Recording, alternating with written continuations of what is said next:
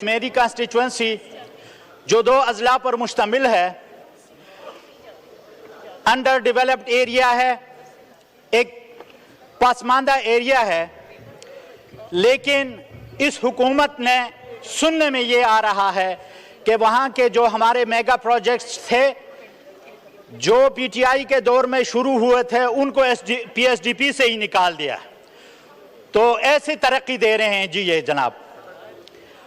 اور اس میں گرم چشمہ روڈ ہے، شامل ہے سر، اس میں جو کیلاش ویلی روڈ ہے اور لواری ٹنل کی تو میں کیا بات کروں کہ لواری ٹنل اب بھی انکمپلیٹ اس وجہ سے ہے کہ اس کے فنڈز پی ڈی ایم کی گورنمنٹ میں بھی اور اس سے پہلی گورنمنٹ میں بھی ایلوکیشن تو ہوتی ہے، لیکن وہ پیسے کہیں اور جا کے خرچ ہوتے ہیں اور چترال والے منہ دیکھتے ہی رہ جاتے ہیں۔ یہاں پہ صدر صاحب نے فارن ڈائریکٹ انویسٹمنٹ کی بات کی کہ اس ملک میں ہم فارن ڈائریکٹ انویسٹمنٹ لائیں گے، تو میری گزارش یہ ہے کہ کسی بھی ملک میں انویسٹمنٹ لانے کے لیے وہاں پہ ایک کریڈیبل لیڈرشپ کا ہونا بہت ضروری ہے، جس کی پوری دنیا کریڈیبلٹی تسلیم کرتی ہو۔ اس ملک میں سرمایہ کار اپنا سرمایہ لگاتے ہیں، لیکن ہمارے یہاں پہ مسئلہ ہے کہ ہمارے ہاں جتنے بھی دنیا میں لیکیجز آتی ہیں، بدقسمتی سے اس لیکیجز میں یہاں کی پولیٹیکل ایلیٹ کے نام شامل ہوتے ہیں۔ وہ پاناما لیک ہو، وہ دبئی لیک ہو، وہ ڈان لیک ہو، تمام لیکس میں ان کے نام شامل ہوتے ہیں۔ مجھے یہ سمجھ نہیں آتی یہ لیڈرشپ ہے، یہ غریب کا مکان ہے جو ہر وقت لیکیج میں رہتا ہے۔ اور ہمارے پرائم منسٹر صاحب جی جناب گئے ورلڈ اکنامک فورم میں، ورلڈ اکنامک فورم میں جا کے وہ انویسٹمنٹ لانے کی بات کرتے ہیں، لیکن ان کو بتاتے کیا ہیں کہ our power sector is in shambles. So Prime Minister Saab, not only the power sector is in shambles, economy is also in shambles, the governance system is also in shambles, each and everything is shambles. اور وہاں پہ جا کے prime minister کہتے ہیں کہ I want to be honest. Why don't you want to be honest with this nation? اس قوم کو آپ کیوں نہیں بتاتے حقائق کیا ہے؟ یہاں پہ آ کے آپ بولتے جھوٹ ہیں، ورلڈ اکنامک فورم میں جا کے ان لوگوں کے کہتے ہیں کہ I want to be honest. You can't be honest، کیونکہ جہاں پہ بھی اس کی بات آتی ہے، منی لانڈرنگ کی بات آتی ہے، پیسہ ملک سے باہر لے جانے کی بات آتی ہے، تو آپ کا نام آ جاتا ہے، آپ کے خاندان کا نام آ جاتا ہے، تو آپ کی کریڈیبلٹی اور آپ کی آنیسٹی پہ کون یقین کرے گا؟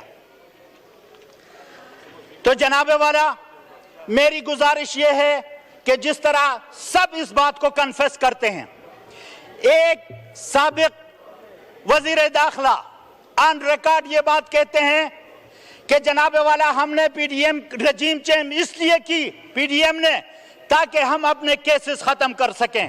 اور یہ بات مرد قلندر نے 3 سال پہلے کہی تھی کہ میری حکومت ختم کرنے کے بعد یہ قوم کی کوئی بھلائی نہیں کریں گے، یہ صرف اپنے کیسز ختم کریں گے۔ وہ کہتے ہیں نا فارسی میں، درویش ہر چی گویت دیدہ گویت۔ خان نے 3 سال پہلے کہا تھا، آج آپ کے سابق وزیر داخلہ یہ اقرار کر رہے ہیں کہ ہم نے کیسز ختم کرنے کے لیے رجیم چینج کیا تھا۔ جناب والا رجیم چینج اس لیے کیا گیا کہ اپنے کیسز ختم کیے جائیں، ورنہ مسلم لیگ نون کے ایک لیڈر، ایک سابق وزیر آج یہ کہنے پہ مجبور ہیں کہ عمران خان کے خلاف کیوں سازش کی گئی جبکہ اکانومی 6% کی گروتھ کر رہی تھی، میریٹوکریسی کی بات کر رہا تھا عمران خان، اس کو اس کی سزا دی گئی۔ تو آج پاکستان جن کرائسس میں ہے جناب اسپیکر، خدا نہ کرے کہ اسٹیٹ کی سیکیورٹی ہی ڈائیلوٹ ہو جائے، تو میری گزارش آپ سے یہ ہے کہ یہ مسائل کی بات تو ہر کوئی کرتا ہے کہ پاکستان کی اکانومی میلٹ ڈاؤن ہونے جا رہی ہے، پاکستان میں گورننس سسٹم ختم ہو چکا ہے، پاکستان میں ڈیموکریسی کا بیڑا غرق ہو چکا ہے۔ ایوری باڈی کنفیس، ہر کوئی کنفیس کرتا ہے، لیکن سلوشن کوئی نہیں دیتا۔ $1 ملین کوسچن ہے کہ یہ what is the way out؟ اس کا صرف ایک سلوشن ہے سر، اس مسئلے کا ایک حل ہے، اور وہ حل یہ ہے کہ یہ پی ڈی ایم والے سارے اکٹھے ہو جائیں और मर्द कलंदर कैदी नंबर 804 से जाके माफी मांगे। और मुझे पता है, मैं खान को जितना जानता हूं, वो मर्द कलंदर, मर्द दरवेश माफ करेगा, क्योंकि वो रसूलुल्लाह सल्लल्लाहु अलैहि वसल्लम का सच्चा सिपाही है, जिसने फतह मक्का के बाद अपने दुश्मनों को माफ किया था। मैं आपको यकीन दिलाता हूं, ये जाके उससे माफी मांगे, उससे कहें कि साईं सानू माफ कर दे, अच्छी तेरे पैरी पहने आ जाओ, वजीर आजम की कुर्सी संभालो। अगर पाकिस्तान की इकानमी उसके बाद मुस्तहकम ना हुई तो इस अब्दुल लतीफ को डी चौक पे फांसी दी जाए।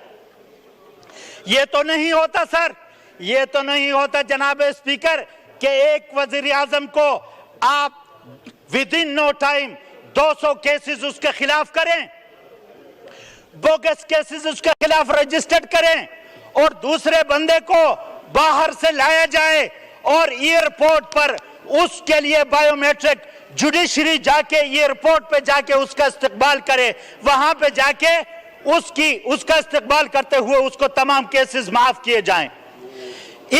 इन हालात में जो लोग ये समझते हैं कि इस मुल्क में फॉरेन डायरेक्ट इन्वेस्टमेंट आएगी, वो अहमकों की जन्नत में रहते हैं जनाब स्पीकर।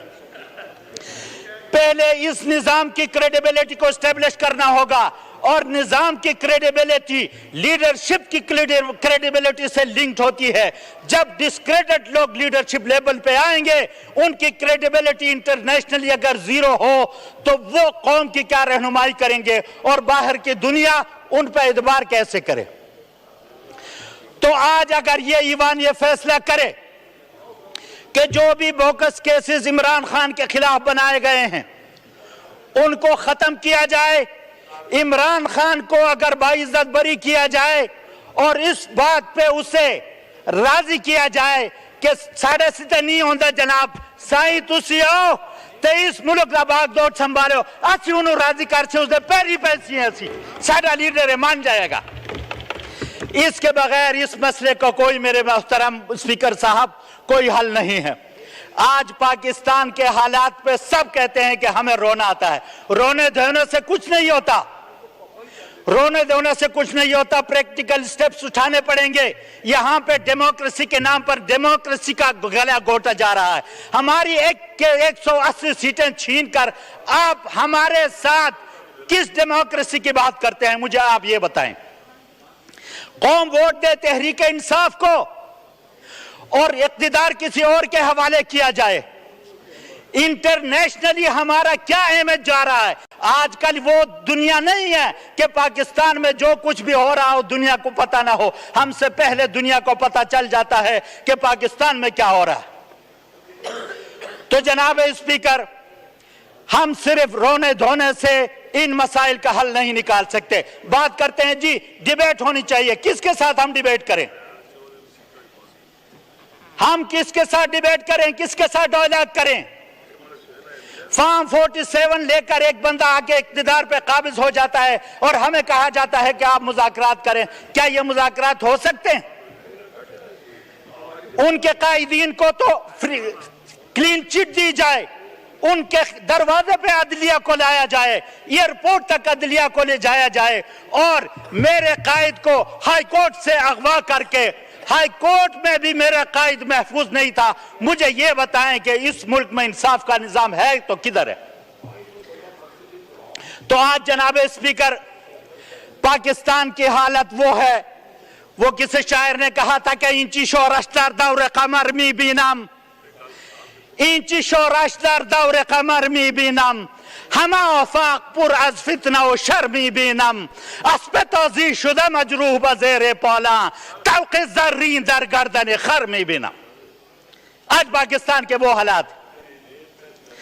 तो जनाब स्पीकर, अल्लाह तबारक व तआला कुरान में फरमाते हैं कि लिमा तक़ूलून मा ला तफ़अलून, आप वो बात क्यों करते हो जिस पर आप अमल नहीं करते हो।